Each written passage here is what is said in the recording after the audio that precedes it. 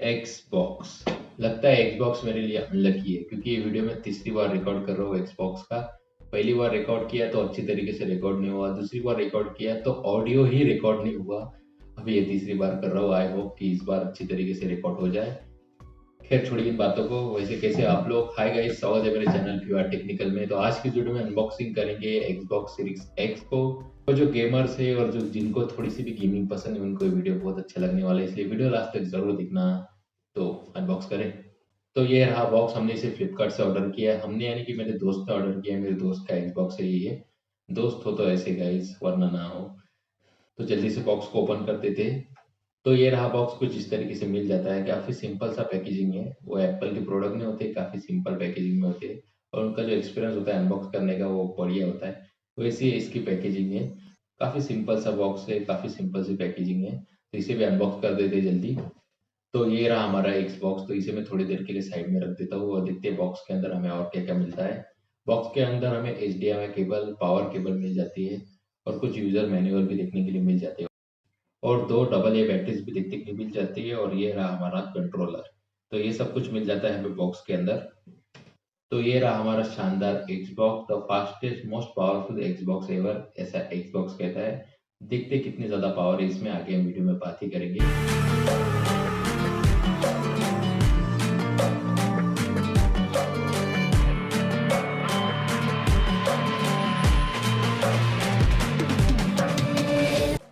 Ports और connectivity की अगर बात करें तो HDMI का एक पोर्ट आपको देखने के लिए मिल जाएगा 2.1 का। 3 USB पोर्ट देखने के लिए मिल जाएगी, USB 3.1 जनरेशन 1 पोर्ट्स आपको देखने के लिए मिल जाएंगे।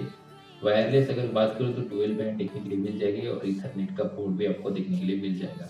अगर सामने की तरफ बात करें तो पावर बटन और सिंगल USB 3.1 का पोर्ट भी देखने के लिए मिल जाएगा। 4K ब्लू-रे ड्राइव इजिक बटन भी आपको देखने के लिए मिल जाएगा और आपको कंट्रोलर का पेयरिंग बटन भी देखने के लिए मिल जाएगा।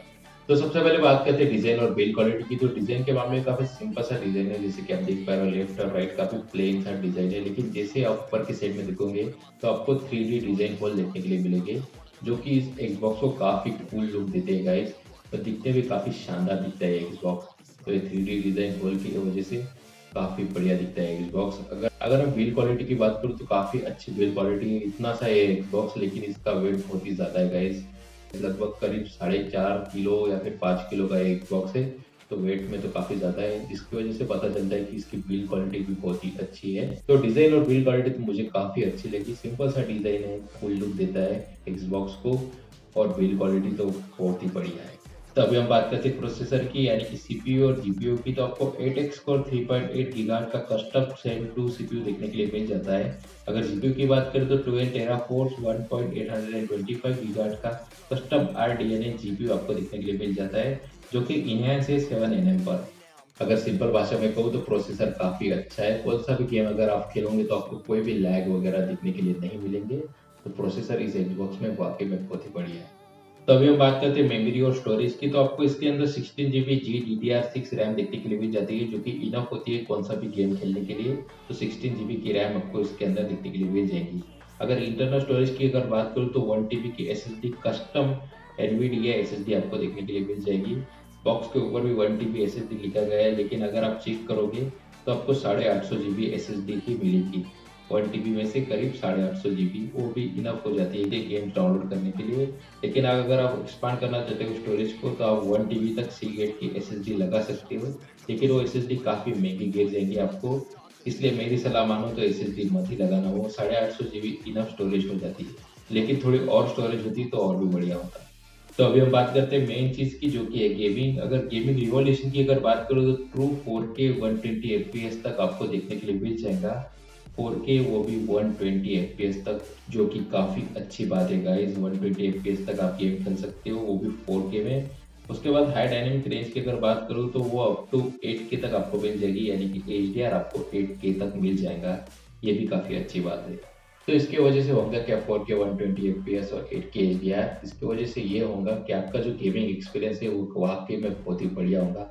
आप जो भी गेम डाउनलोड करेंगे अगर वो 4K में अवेलेबल है, जैसे आप उसमें 4K में खेलोगे तो आपको डिटेलिंग वगैरह बहुत ही बढ़िया दिखने हुए मिल जाएगी। डायनेमिक रेंज जो है HDR की 8K में वो दिखने के लिए मिल जाएगी। तो मेरे कहने का मतलब यही है कि आपका एक्सपीरियंस जो है गेमिंग करते हो वो बहुत ही बढ़िया हो जाएगा गाइस।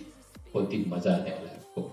और आपको सामने की तरफ ऑप्टिकल ड्राइव मिल जाती है जिसके अंदर आप 4K ultra HD Blu-ray series लगा के भी गेम्स खेल सकते हैं। और हम कुछ HDMI के फीचर्स की भी बात कर लेते हैं, जैसे कि ऑटो लो लेटेंसी मोड आपको देखने के लिए मिल जाता है HDMI के अंदर। और आपको HDMI में वेरिएबल रिफ्रेश रेट भी देखने के लिए मिल जाएंगे। और आपको AMD फ्री सिंक भी इसके अंदर देखने के लिए मिल जाएंगे। तो ऑटो लो लेटेंसी मोड भी है, वेरिएबल रिफ्रेश रेट भी देखने के लिए मिल जाएगा, जिसकी वजह से क्या होगा, अगर लेटेंसी आपको जो लैग वगैरह दिखते हैं ना, थोड़ी सी ग्लिच आती है, वो आपको बिल्कुल भी दिखाई नहीं देंगे। उसके बाद रिफ्रेश रेट अगर अच्छा रहा तो आपका गेमिंग एक्सपीरियंस भी अच्छा हो जाता है गाइस।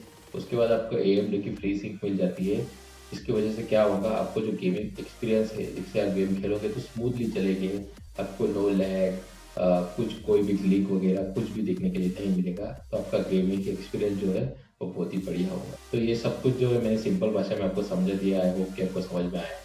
तो अभी हम बात करते हैं साउंड की, और साउंड के मामले में Xbox ने कोई भी कंजूसी नहीं की है। इसके अंदर आपको डॉल्बी डिजिटल 5.1 देखने के लिए मिल जाएगा, DTS 5.1 देखने के लिए मिल जाएगा, DTS यानी कि डिजिटल थिएटर सिस्टम भी देखने के लिए मिल जाएगी, और आपको Dolby true HD with Atmos भी देखने के लिए मिल जाएगा। तो साउंड के मामले में Xbox ने कोई भी कंजूसी नहीं की है, सभी प्रकार के साउंड आपको देखने के लिए मिल जाएंगे। और आपको इसके अंदर और भी कुछ फीचर्स देखने के लिए मिल जाएंगे, डायरेक्ट एक्सरे ट्रैकिंग ड्राइवर्स भी आपको देखने के लिए मिल जाएंगे, यानी कि जब भी आप कौन सा भी गेम खेलोगे तो उसमें एक्यूरेट जो लाइट्स वगैरह आती है आजू बाजू से, वो एक्यूरेट दिखेंगी। शैडोज वगैरह जो होते हैं वो भी एकदम परफेक्ट दिखेंगे, एकदम डिटेल में दिखेंगे। और जो लेटर्स भी आते हैं लिख के, और जो रिफ्लेक्शन वगैरह भी होता है जो कांच वगैरह में अगर आप देखोगे तो वो भी काफी बढ़िया देखने के लिए मिल जाएंगे, एकदम डिटेल में देखने के लिए मिल जाएंगे। तो ये कुछ फीचर भी इसके अंदर डाले गए हैं। तो ठीक है ना, ये सब कुछ तो आपको समझ में आया होगा ना, आई होप कि आपको समझ में आया होगा। काफी सिंपल तरीके से मैंने आपको समझाने की कोशिश की है। तो ये तो बात हो गई कंसोल की, अभी आप बात करते हैं कंट्रोलर की। तो कंट्रोलर वाकई में बहुत ही अच्छा है, काफी बड़ा है, तो आपको इन हैंड फील भी बहुत ही बढ़िया देखने के लिए मिल जाएगी। लेकिन कुछ कुछ चीजें जो मेरे को इस कंट्रोलर में बिल्कुल भी पसंद नहीं आई। पहली चीज तो ये है कि इसमें 2 AA बैटरीज लगती है गाइस, और नो टाइप सी पोर्ट, आपको टाइप सी पोर्ट नहीं देखने के लिए मिल जाता है। जबकि PS4 में भी आपको जो है पोर्ट देखने के लिए मिल जाएगा चार्जिंग के लिए, जिससे कि आप उस PS4 को चार्ज भी कर सकते हो, लेकिन इसको आप चार्ज नहीं कर सकते हो, तो बार बार आपको बैटरी चेंज करवानी पड़ेगी। तो काफ़ी बुरी बात लगी मेरे को।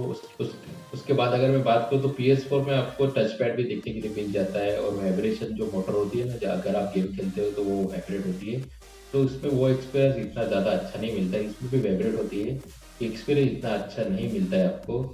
तो PS4 में जो वाइब्रेटर होता है तो वो काफ़ी अच्छा लगता है गेमिंग करते वक्त, लेकिन इसमें आपको बहुत ही कम देखने के लिए मिलेगा, और टच पैड वगैरह भी इसके अंदर नहीं है। अगर मैं बात करूँ तो PS4 में आपको स्मॉल स्पीकर देखने के लिए मिल जाते हैं कंट्रोलर के अंदर, लेकिन इसमें वो भी नहीं है गाइस, इसमें भी स्मॉल स्पीकर आपको नहीं मिलेंगे। अगर ये चीज़ें होती है Xbox के कंट्रोलर में तो और भी अच्छा होता।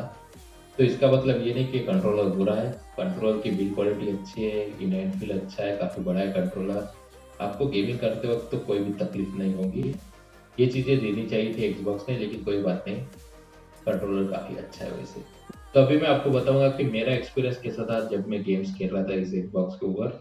तो हमने फ्रोजा 4, world war Z, need for speed, cyberpunk जैसे बहुत सारे गेम्स खेले। तो मेरा एक्सपीरियंस तो बहुत ही बढ़िया था, कुछ भी लैग वगैरह नहीं दिखा, कोई भी ग्लिच वगैरह नहीं दिखी, एकदम स्मूथ गेमिंग एक्सपीरियंस था गाइस। तो आपको इसमें लैग वगैरह और ये सब चीज़ें बिल्कुल भी नहीं दिखने वाली। अगर आप 50,000 रुपये दे रहे हो, जी हाँ 50,000 रुपये इसकी प्राइस है, तो आपको एक्सपीरियंस जो है बहुत ही बढ़िया मिलने वाला है। तो 50,000 रुपये देने के बाद एक पैसा वसूल चीज़ होने वाली है, आपको कोई भी तकलीफ नहीं होगी। तो मेरा एक्सपीरियंस तो बहुत ही अच्छा था गेमिंग करते वक्त। एक बात मुझे Xbox की बहुत ही अच्छी लगती है, ये है गेम पास। आपको 100 से भी ज़्यादा गेम फ्री देखने के लिए मिल जाते हैं, आप कौन सा भी गेम डाउनलोड कर सकते हो अगर आपके पास मेंबरशिप है, या फिर कुछ कुछ गेम ऐसे है जो बिना मेंबरशिप के भी आप डाउनलोड कर सकते हो। तो काफ़ी अच्छी बात है ये Xbox की तरफ से कि आपको गेम पास देखने के लिए मिल जाता है, यानी कि 100 से ज़्यादा गेम गाइस आप डाउनलोड करके खेल सकते हो।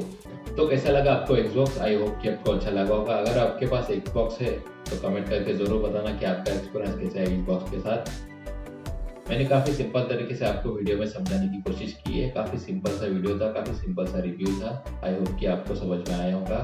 तो फिलहाल वीडियो में इतना ही। वीडियो पसंद आए तो लाइक करना, शेयर करना, नए हो चैनल को सब्सक्राइब किए बगैर मत जाना। मैं मिलता हूँ आपको अगली वीडियो में। जय हिंद।